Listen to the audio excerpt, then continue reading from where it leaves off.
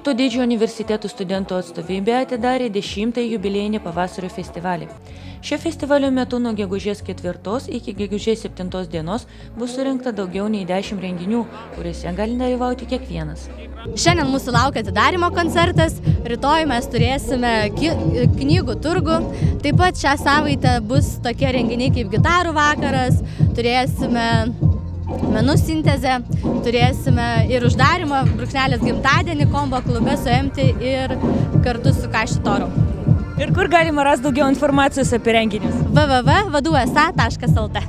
Sėkmingą startą festivaliui davė koncertas Kauno amfiteatre, kurio metu pasirodė studentų ypač mėgiamas Golden Parasite bei geri VDU studentų atstovybės draugai G&G sindikatas. 10 kartą Vytauto didžiojo universitetas sukvietė visus į pavasarinį festivalį, kuris šiandien gegužės 4 dieną atidaromas koncertu, kuriame pasirodys Golden Parasite ir G&G sindikatas.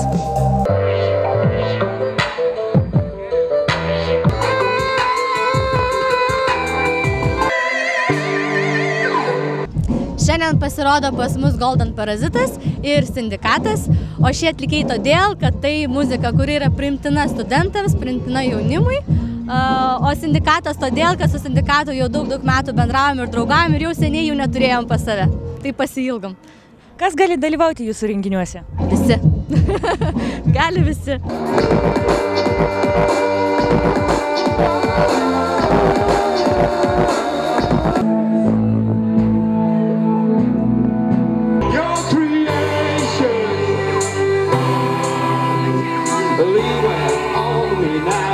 Paskutiniu metu suaktyvėjo jūsų koncertinė veikla, su kuo tai susiję? Tai susiję su nauju albumu ir mūsų grupės pagausėjimu, tai yra Simu.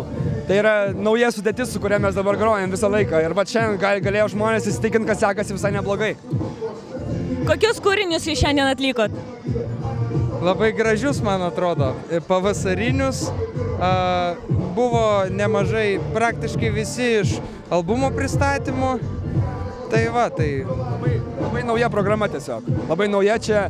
Mes negrojam nei iš pirmo, nei iš antro albumo kūrinių, grojam labai naujus albumus, iš naujų albumų kūrinius. Tai va. Aš nekenčiu žiauraus pasaulio!